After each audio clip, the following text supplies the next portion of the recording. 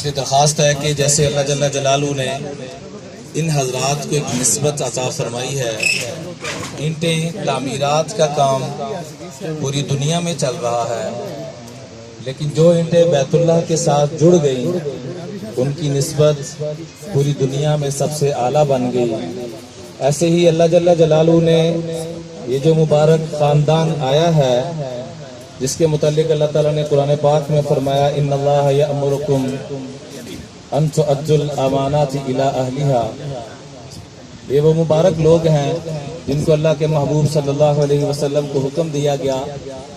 کہ جو امانات ہیں وہ واپس کی جائیں۔ تو اس خاندان کو نبی کریم صلی اللہ علیہ وسلم نے بلا کر وہ چابی عنایت فرمائی اور فرمایا قیامت تک یہ مبارک تحفہ، یہ نسبت آپ لوگوں کے پاس رہے گی۔ تو اس نسبت کے لوگ آئے ہیں، اللہ ہم سب کو ان نسبتوں کی قدر دانی کی توفیق عطا فرمائے۔ اور سیدنا عمر فاروق رضی اللہ تعالیٰ عنہ فرمایا کرتے تھے کہ آپ کا تعلق اللہ سے بن گیا ہے، اس کی علامت کیا ہے؟ تو میں آپ کی زبان پہ نرمی آ جائے، آپ کے دل میں کسی کی نفرت نہ ہو، تو سمجھ لینا کہ تمہارا تعلق اللہ سے بن گیا ہے۔ اللہ سے دعا ہے کہ اللہ تعالی ہم سب کو ان لوگوں کے آنے کی برکت سے ہماری زبانوں کو بھی ٹھیک فرمائے، ہمارے دلوں کی نفرتوں کو بھی ٹھیک فرمائے۔ اللہ کے محبوب علیہ الصلوۃ والسلام نے فرمایا ما من شیء اثقل فی المیزان من حسن الخلق، کل قیامت کے دن سب سے وزنی شے جو تولی جائے گی اور تمہیں جو جنت میں لے کے جائے گی وہ تمہارے اچھے اخلاق ہوں گے۔ اچھے اخلاق یہ نہیں ہے کہ آپ میرے ساتھ بڑے اچھے طریقے سے پیش آ رہے ہیں تو میں بھی آ رہا ہوں۔ اچھے اخلاق یہ ہے کہ اگلا زیادتی بھی کر رہا ہے پھر بھی درگزر معاف کرنا۔ اللہ مجھے بھی اس کی توفیق عطا فرمائے، اللہ آپ کو بھی توفیق عطا فرمائے۔ حدیث قدسی ہے اذکرنی اذا غضبت فلا اہلکک فی من اہلک، اے میرے بندے جب بھی تجھے کبھی غصہ آئے اور تجھے قدرت بھی ہو غصہ نکالنے کی لیکن نہ نکالنا، میری عزت کی قسم جب تیری ہلاکت کا وقت آئے گا میں تجھے بچا دوں گا۔ میرا الحمدللہ پورے پاکستان کی جیل خانہ جات میں جانا ہوتا ہے تو قیدیوں سے میں 2 سوال ضرور کرتا ہوں کہ غصے کی وجہ سے اندر کون کن آیا ہوا ہے، تو 80%، 90% ہاتھ کھڑے ہوتے ہیں۔ دوسرے نمبر پہ بری صحبت کی وجہ سے اندر کون آیا ہوا ہے، تو اس وقت بھی اکثریت ہاتھ کھڑے ہوتے ہیں۔ قرآن پاک میں یا ویلتا یا لیتنی کا لفظ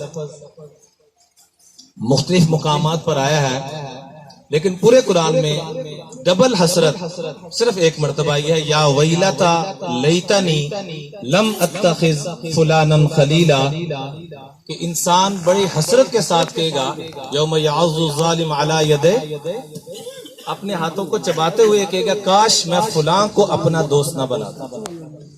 تو بری سنگت، تعالی شاہ صاحب بخاری رحمۃ اللہ علیہ فرمایا کرتے تھے چنگے سنگ ترے، جن کو سنگت اچھی مل گئی وہ تر گئے۔ دعا ہے کہ اللہ تعالی ہم سب کو نیک لوگوں کی صحبت اور سنگت اور اس کے اثرات بھی عطا فرمائے۔ عام طور پہ ہم نیک سنگت تو لے لیتے ہیں لیکن طبیعت اور مزاج ویسے کے ویسے ہی رہتے ہیں، اس لیے نبی کریم صلی اللہ علیہ وسلم نے فرمایا، بخاری کی روایت ہے کہ ایک خاتون ساری رات تہجد پڑھا کرتی تھی، سارا دن روزہ رکھا کرتی تھی اور جتنا مال ہوتا تھا سب صدقہ۔ ان فلانتن تکثر الصلاۃ والصیام والصدقہ ولكن توزی جیرانها بلسانها قال لا خیر فیها هي فی النار۔ تو میں ساری رات مصلی پہ، سارا سال روزے میں اور سارا مال صدقہ،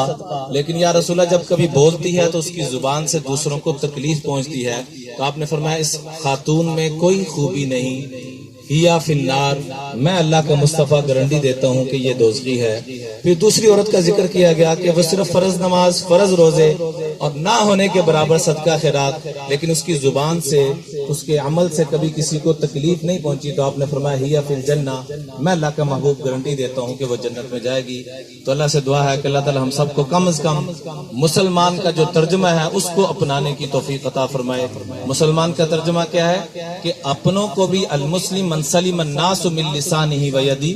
جو اپنوں کو بھی سلامتی دے، کافروں کو بھی سلامتی دے۔ اللہ سے دعا ہے کہ اللہ تعالی ہم سب کو ان بزرگوں کے آنے کی برکت سے صحیح معنوں میں مسلمانی عطا فرمائے اور پوری دنیا میں اسلام کا غلبہ عطا فرمائے، حرمین شریفین کی اللہ تعالی حفاظت فرمائے، ہمارے وطن عزیز کی حفاظت فرمائے، افواج کی، اور جتنی بھی ہماری مختلف طرح کی جو محنتیں ہو رہی ہیں، کوششیں ہو رہی ہیں پاکستان میں، پوری دنیا میں اسلام کی نسبت سے، اللہ تعالیٰ اس کو قبول فرمائے، کمی کوتاہی کو معاف فرمائے۔ میں اپنے تہ دل سے اور تمام آزاد کی طرف سے شیخ کا شکریہ ادا کرتا ہوں کہ یہ تشریف لائے، شرفتمونا اکرمتمونا فجزاکم اللہ خیرا، انتم تیجان رؤوسنا وقطعۃ قلوبنا وکحل اعیننا فجزاکم اللہ خیرا کل الجزاء۔ السلام علیکم۔